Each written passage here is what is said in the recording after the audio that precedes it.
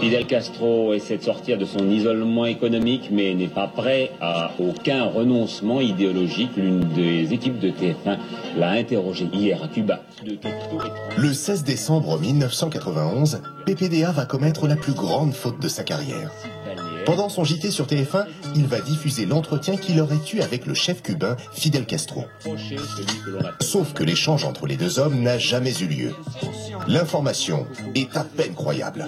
Alors il faut se replacer dans le contexte. On est dans les années 90, et dans les années 90, le JT, c'est la grand-messe. S'il y a bien quelque chose qu'on peut croire, c'est cette émission-là, c'est ce moment-là. Si là, on nous ment, alors là, on peut plus compter sur rien du tout. Résistance, à première vue, ce soir ressemble à tous les autres.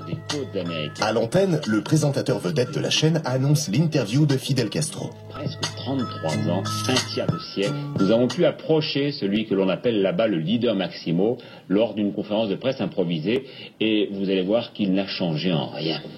Devant son téléviseur, le téléspectateur ne remarque pas les indices de la supercherie qui se cachent dans l'image. Monsieur le Président, jusqu'alors, la devise de Cuba, c'était le socialisme ou la mort. Est-ce que ça ne va pas devenir le capitalisme ou la mort?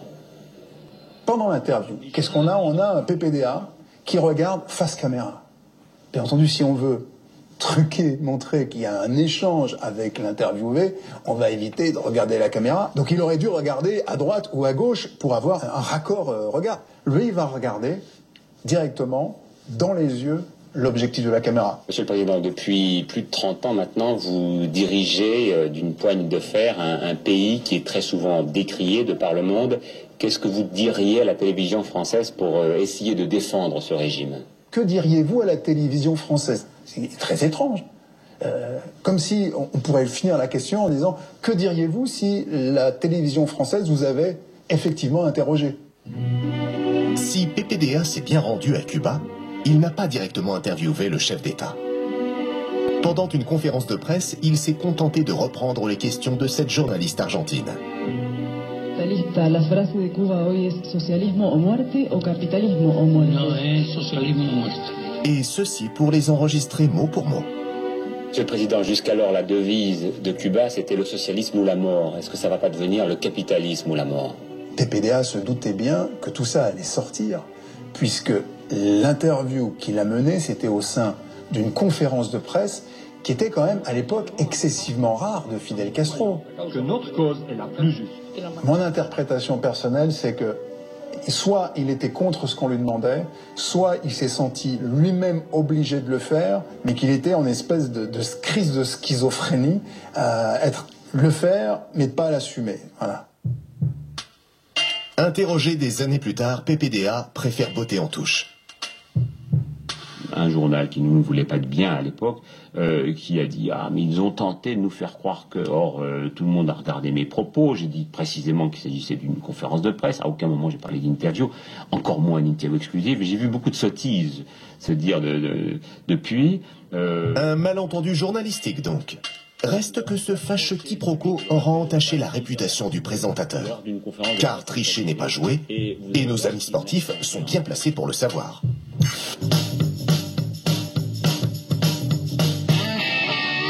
Adulés par des millions de téléspectateurs, les sportifs ne sont pas toujours à la hauteur de leur réputation. Est-ce qu'ils se rendent compte de l'image qu'ils sont en train de montrer à la France entière? Match truqué ou dopage organisé. Et on n'avait pas envie de lui reposer une deuxième fois la question, tellement il y avait de la plomb. Les scandales dépassent parfois les limites de l'imagination. Je pense que c'est un des pires moments du sport français. Plongé dans un monde de passion et de controverses, dans lequel un grain de sable peut déclencher une tempête. Bon, nous allons commencer par les questions que tout le monde se pose. Vous ne répondrez que par oui ou par non. Oui. 18 janvier 2013. Oprah Winfrey, prêtresse des talk shows américains, reçoit sur son plateau le mythique coureur du Tour de France, Lance Armstrong. Lance Armstrong, c'est une légende. Que ce soit pour les Américains ou pour le monde entier, Lance Armstrong est un phénomène hors norme. C'est tout simplement le plus grand cycliste de l'histoire, puisqu'il a gagné 7 Tours de France, ce qui n'était jamais arrivé. Mais l'homme n'est pas là pour parler de ses exploits sportifs. Au contraire, depuis quelques années, Il est fortement soupçonné de s'être dopé pour remporter le convoité maillot jaune. Jusqu'ici, il a démenti avec aplomb, mais cette fois, c'est différent. L'émission se déroule en janvier 2013 et 3 mois avant, en octobre, Armstrong est au courant que l'agence antidopage américaine a un dossier de 1000 pages sur lui. Et il est certain que la justice va le rattraper, donc il décide de s'expliquer et il choisit Oprah Winfrey, qui est la papesse de la télé aux États-Unis. L'Amérique entière est scotchée devant son écran. Après quelques minutes seulement, le masque tombe.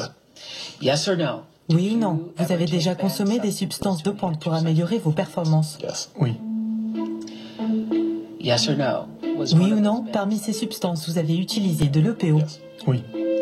Avez-vous déjà eu recours au dopage par intraveineuse ou par transfusion sanguine pour améliorer vos performances? Oui. Le PO, les transfusions sanguines, la testostérone, il dit j'ai pris tout ça. En même temps, il dénonce le milieu du cyclisme en disant que c'est un milieu hypocrite, les autorités sont hypocrites, que c'est impossible de gagner le Tour de France sans s'être dopé. D'après vous, est-il humainement possible de gagner 7 fois le Tour de France sans s'être dopé? 7 times in a row. Pas selon moi. Ça a été plus de 2h30 d'entretien qui ont été diffusés tels quels. Il y avait un côté très solennel, mais chaque mot avait un sens, chaque mot avait un prix aussi. Les révélations sont incroyables. Mais ce qui scandalise l'opinion, c'est surtout l'arrogance du coupable. On voit aucune humanité. Même à ce moment-là, déjà il n'en avait pas quand il courait, c'était Robocop, hein. Mais là c'est encore pire. Il a des postures en extension, c'est-à-dire qu'on voit, il a les coudes posés sur les accoudoirs, il n'est pas en train de montrer qu'il a fait une bêtise à sa maman, et il croise les jambes, mais il croise les jambes à la texane, c'est-à-dire avec le pied sur le genou, pour montrer qu'il ne perd absolument rien de sa superbe.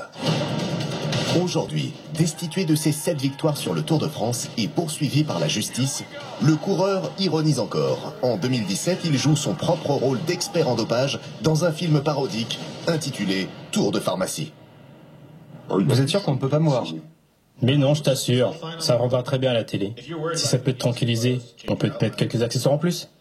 Ok. Peut-être qu'il a gardé quelques fans au Texas, parce qu'il reste un emblème texan, mais pour la plupart des Américains et pour le reste du monde, il reste un manipulateur qui les a trompés, voire même qui les a humiliés aux yeux du monde. Un dopage d'ampleur qui rappelle l'affaire française de l'équipe Festina.